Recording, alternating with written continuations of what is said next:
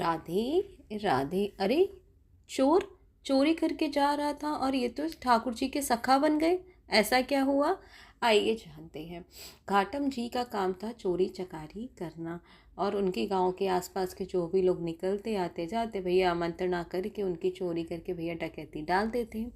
और ऐसा नहीं अकेला उनका काम था, ये उनके दादा परदादा पीढ़ी दर से भैया उनके यहाँ पे एक ही काम था, चोरी चकारी करके ही अपना पेट का पालन पोषण करना है। और रोज़ रात्रि को अपने गांव के आसपास जाके बैठ जाते, वहाँ से जो भी लोग रात्रि के समय निकलते और उनकी डकैती डालते। एक समय वहाँ से एक संत जी होकर निकले। अब घाटम जी का काम था चोरी करना, उन्होंने संत जी को देख लिया, बोले इनसे क्या लूटेंगे। और संत जी की निगाह पड़ गई घाटम जी की तरफ। क्यों इतनी रात्रि को यहाँ पे क्या कर रहे हो? कोई नहीं महाराज, चोर हूँ, चोरी करता हूँ।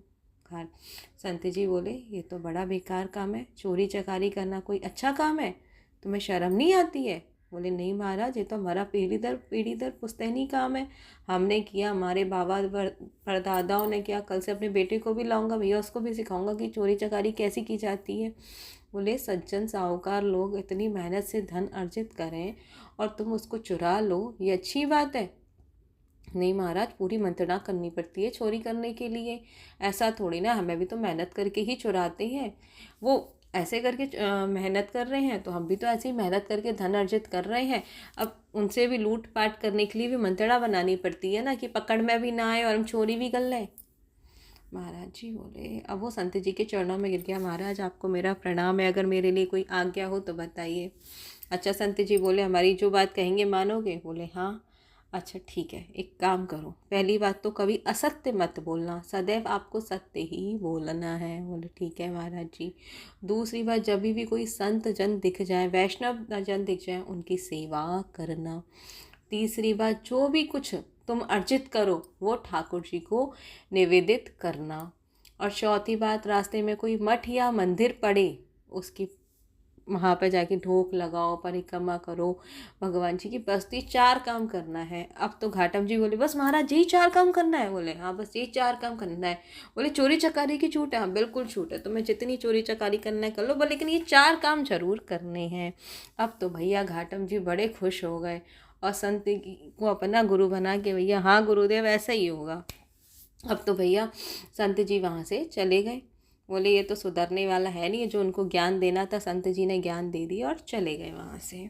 अब तो भैया घाटम जी जैसा जैसा उनके गुरु ने आज्ञा की, संत जी ने वैसा वैसा करने लगे, जो भी चोरी करके लाते भैया ठाकुर जी को निवेदित करने लगे। ठीक है भैया, अब डेली का एक नियम उनका यही हो गया। अब भैया संत जी के यहाँ से खबर आई, हमारे मठ में पूजा अर्चना उत्सव है ठाकुर जी का, अब तुम इसमें सम्मिलित हो, कुछ सहायता करो। अब तो भैया घाटम जी सोचे हैं, गुरु जी के मठ में उत्सव है, सहायता करने का, बोले कुछ बड़ा करना चाहिए, ऐसा करूं कि सारे उत्सव का खर्चा मैं ही उठाऊं, ऐसा उत्सव करूं। तो गुरु जी के भैया जिस गुरु जी ने जो बात बताई उसकी वजह से उनको चोरी चकारी में दिन दूना और मुनाफा होने लग गया। पहले तो कम गहने वहने आते थे, अब तो खूब उनका मुनाफा होने लग गया, खूब चोरी में खूब सारा सामान मिलने लगा, गहने जीवन मिलने लगे। अब तो घाटम जी सोचे कुछ बड़ा करना चाहिए, क्या करूं? बोले जिस राज्य में हम रहते हैं हमारे राज्य के राजा के घोड़े बड़े मूल्यवान हैं, ऐसा करता हूँ उनके घोड़े चुरा लाता हूँ, उनमें से एक, उनके राजा के पास 4 घोड़े, उसमें से एक घोड़ा चुरा लेता हूँ मैं, और ऐसे तो हमारे गुरुदेव के 5-6 उत्सव हो जाएंगे। अब तो भैया घाटम जी ने योजना बनाई राजा के घोड़ों को चुराने की। अब पहुँचे चोरी करने के लिए, द्वार वालों ने देख लिया, द्वारपालों ने, सिपाहियों ने, कहाँ जा रहे हो? भैया चोर हूँ, चोरी करने आया हूँ। उन्हें अच्छा। घाटम जी ने योजना बना के गए, भैया राजा के घोड़े कहाँ रहते हैं। वहाँ पहुँचे, अस्तबल में से उनके घोड़े को उठाया और चल दिए। फिर सिपाहियों ने पकड़ लिया, क्यों भाई कहाँ जा रहे हो राजा का घोड़ा लिए? बोले चोर हूँ, चोरी करने आया था, राजा का घोड़ा लेके जा रहा हूँ। तो भैया द्वारपाल सोचे कोई अंतरंग व्यक्ति है, राजा का अंतरंग व्यक्ति है, इसीलिए, वरना कोई ऐसा थोड़ी ना बोलता है यहाँ चोरू चोरी करने आए। उनको लगता है मेरी बात का बुरा लग गया है यार, भैया राजा से सजा वजा ना मिल जाए, ऐसे कोई कहता थोड़ी ना। भैया जाने दिया उसको, कोई बात नहीं है, वो चला गया। मतलब बोले भैया ये बड़ी अच्छी बात है, गुरु जी ने बड़ी अच्छी सीख सिखाई है, सदैव सत्य बोलो, बताओ कोई रोकता भी नहीं है मेरे को।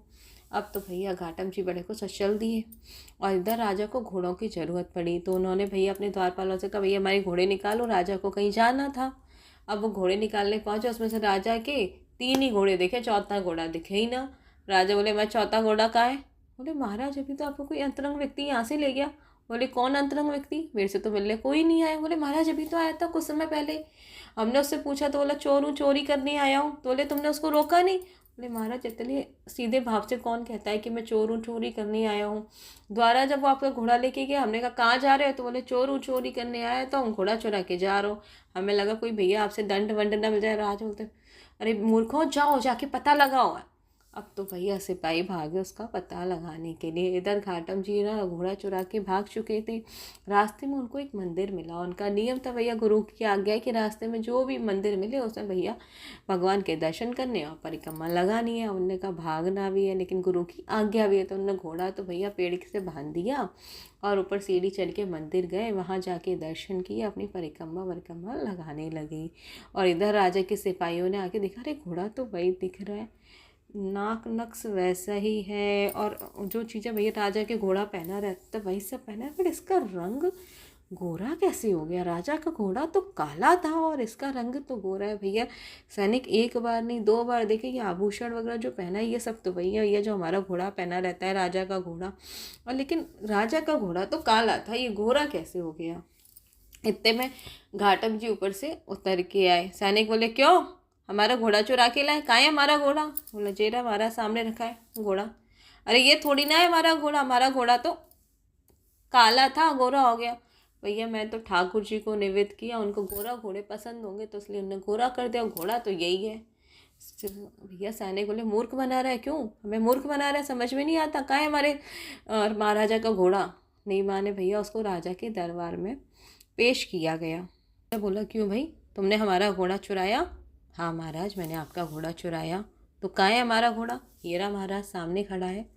अरे इस घोड़े के बिल्कुल आभूषण जो पहना है वो सब बिल्कुल बाल वाल कान नाक नक से बिल्कुल वैसे ही है। महाराज सोचने लगे, बोले बट काले से गोरा कैसे हो गया?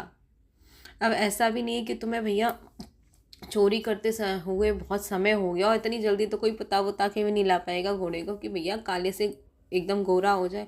बोले महाराज अब ये घोड़ा राम जी का है, मैंने आपके यहाँ से आपका घोड़ा था, चोरी किया, चोरी करके राम जी को निवेदित कर दिया, और भैया राम जी को गोरे घोड़े पसंद होंगे इसलिए उन्होंने इसका रंग काले से गोरा कर दिया। अब तो भैया राजा को ये बात समझ में ना आया, बार बार उससे यही बात पूछी जाए। बोले हाँ महाराज मैं ही चोर हूँ, मैंने ही चोरी की है, बट ये घोड़ा मैंने अब राम जी को निवेदित कर दिया तो राम जी का है, उनको गोरे घोड़े पसंद हो गए इसलिए उन्होंने काले से, आप ही का घोड़ा था इसको काले से गोरा कर दिया। अब तो भैया राजा को ये बात समझ में ही नहीं आई हो क्या रहा है।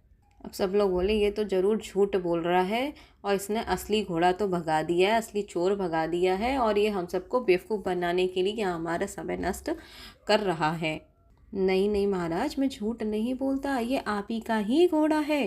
बोले यदि ये मेरा घोड़ा है तो बस मेरे घोड़े की एक पहचान है कि मेरे घोड़े के पास बालों के बीच में एक मसा है। अब जैसे ही राजा है ना उस घोड़े के पास पहुँचे और घोड़े के बाल हटा के देखे तो राजा को वो मसा दिख गया। भैया अब तो राजा मूर्छित सा हो गया, पागल सा हो गया, समझ में ना आए ये हो क्या रहा है। बोले असंभव, ये गोरा कैसे हो गया? बोले मैं बता रहा हूँ ना, मैंने ये राम जी को निवेदित कर दिया, अभी भगवान जी का घोड़ा है। अब तो भैया राजा उसके चरणों में गिर गए। भैया तू कौन सी बला है, सत्य भी बोल रहा है, चोरी भी कर रहा है, अब तो पहले तू बता ये चक्कर क्या है, पूरा माजरा क्या है? भैया राजा तो उसके चरणों में गिर गए।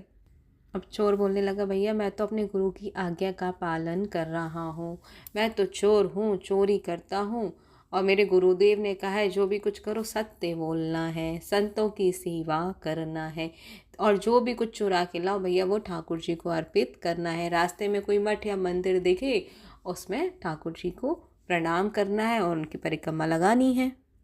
महाराजा बोले कितना सत्यव्रत व्यक्ति है, मतलब चोरी भी करता है और अपने गुरु के प्रति जिसकी इतनी निष्ठा हो कि अपने गुरु की बातों को बिल्कुल उसने मान लिया।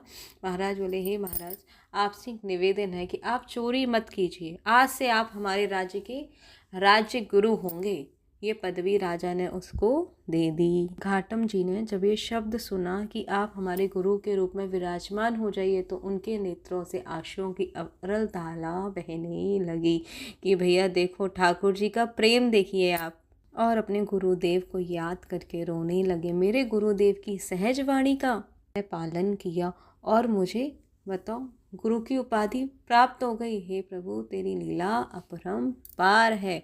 तो आगे जाके वो एक बहुत बड़े ठाकुर जी के परम भक्त हुए। आगे जाके उनका नाम घाटम दास जी हुआ और वो राजा के दरबार में गुरु की सेवा स्वीकार की, गुरु के पद पर बैठे। तो ऐसी ही प्यारी प्यारी रोचक जानकारियाँ जानने के लिए हमारे साथ जुड़े रहिए, बने रहिए। सभी को राधे राधे।